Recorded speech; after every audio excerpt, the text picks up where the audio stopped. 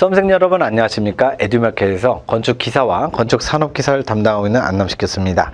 자, 이번 시간은 2018년 건축기사 제2회 필기 기출문제인데요. 제1과목 건축계획, 제2과목 건축시공까지 1번부터 40번까지 문제풀이 후다닥 해보도록 하겠습니다. 1번입니다. 여기에 기본적으로 우리 전시기법 중에 벽면에서 뭔가 조각물이나 모형을 전시하기 위해서 벽면에서 띄워놓는 거, 이 벽면에서 띄워놓는 걸 뭐라고 얘기하느냐? 벽이나 천장을 이용하지 않는 거.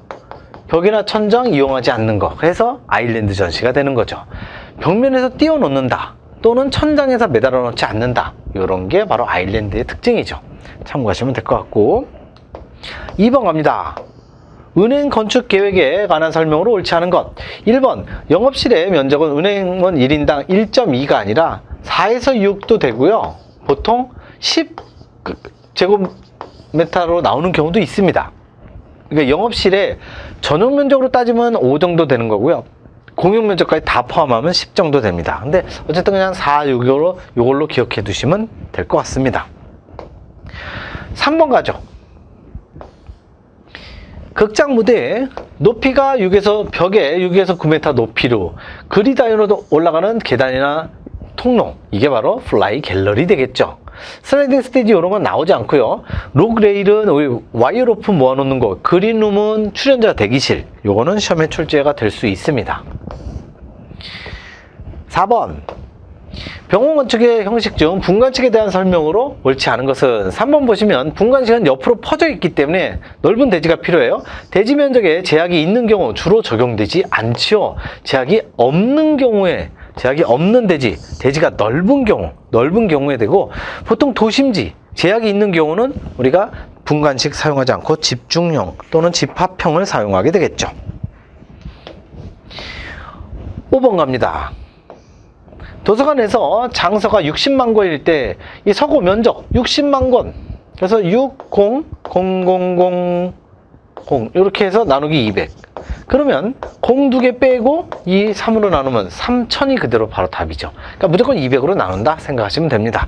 건축기사에서는 서고 면적은 항상 제곱미터당 200권, 그것만 기억하시면 됩니다. 6번 갑니다. 백화점의 기동간격 결정 요소와 가장 거리가 먼 것. 기동간격 결정 요소를 암기를 하셔야 되는 거죠. 지하주차장 주차 방법, 진열대 치수와 배열법, 엘리베이터의 배치 방법. 진열대 같은 경우에는 직렬 배치냐, 사행 배치냐, 유동 배치냐, 그런 걸 얘기를 하는 거죠. 화장실 크기 전혀 상관없고요. 7번 갑니다. 건축계획에서 말하는 미의 특성 중 변화하고는 다양성, 변화성, 다양성 또는 비슷한 용어로 융통성이죠. 융통성이나 변화성, 이 방식과 가장 거리가 먼 것. 대칭은 절대 이런 변화가 일어날 수가 없죠. 완벽한 대칭, 정적인 거죠. 그래서 4번만 해당이 없고 나머지 1, 2, 3은 다 해당할 수 있습니다. 변화성과, 그러니까 한마디로 대칭은 다른 말로 이거 변화성, 다양성, 융통성의 정반대, 획일성이죠. 획일성. 왜냐면 똑같으니까, 좌우가 똑같으니까. 그래서 획일성입니다. 8번 갑니다. 주택단지 안에 건축물에 설치되는 계단의 유효폭 여러 번 나왔었죠? 1.2m 또는 120cm 이상. 반복해서 나오는 거니까 잘 기억하시기 바라고. 9번 갑니다. 사무소 건축의 코어 형식에 관한 설명으로 옳은 것, 틀린 게 아니라 옳은 것입니다. 1번 보시면 편심코어는 각층 바닥 면적이 큰 경우에는 우리 편심코어는 작은 경우, 그렇다면 큰 경우를 살리고자 하면 이거는 중심코어형으로 하면 되겠죠.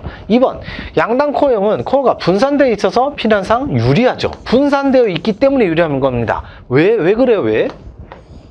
예를 들어서 양단코어가 여기 있어요. 지금 그림을 파란색으로 그렸어야 되는데, 왜냐하면 파이어에 화재의 불을 갖다가 빨간색으로 그리게 생겨요. 여기 화재가 났어. 사람이 여기 있어요.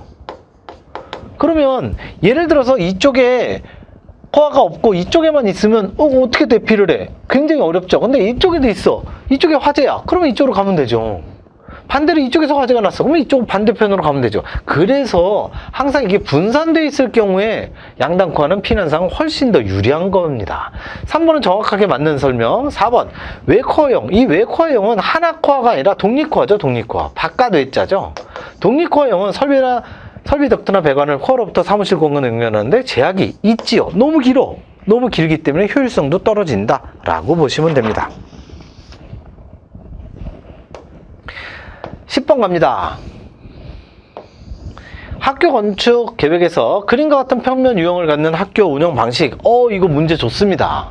그림으로 낸 거죠. 글로 낸 게 아니라 그림.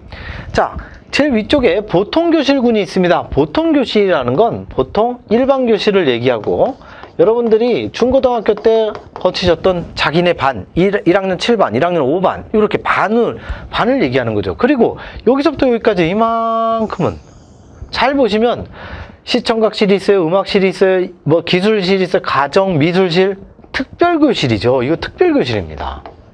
즉, 이게 일반 교실과 특별교실을 이렇게 2분 단위로 나눈 거죠. 그래서 플래툰형이 된다는 거. 분단을 나눴으니까.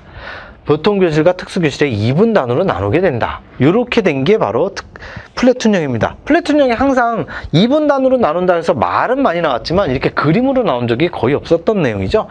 참신한 문제였습니다. 반복해서 나올 수 있는 문제죠. 11번 갑니다. 공장 건축의 지붕형에 관한 설명으로 옳지 않은 것. 2번 보시면 샤렌 지붕, 기둥이 적게 소요됩니다. 적게 소요되는 장점이 있는 거죠. 정확하게 반대로 설명해 놨고요. 12번 갑니다. 학교 건축 계획에 요구되는 융통성과 거리가 먼 것. 4번 봅니다. 한 개 이상 받아들일 수 있는 이상의 학생 수의 증가에 대응하는 융통성? 말도 안 되는 거죠.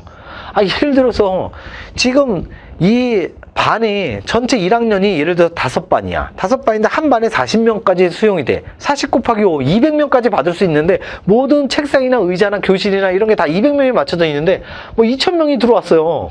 그러면 어떻게 융통성을 발휘해? 할 수 없는 거죠. 그냥 어거지로 만들어낸 거죠. 대신에 1, 2, 3은 다 해당이 됩니다. 학교 건축계획의 융통성 한번 꼭 읽어보시기 바라고. 1, 2, 3은 그나마 조금 뭐 공부할 의미가 있는데 4번은 너무 어처구니가 없죠.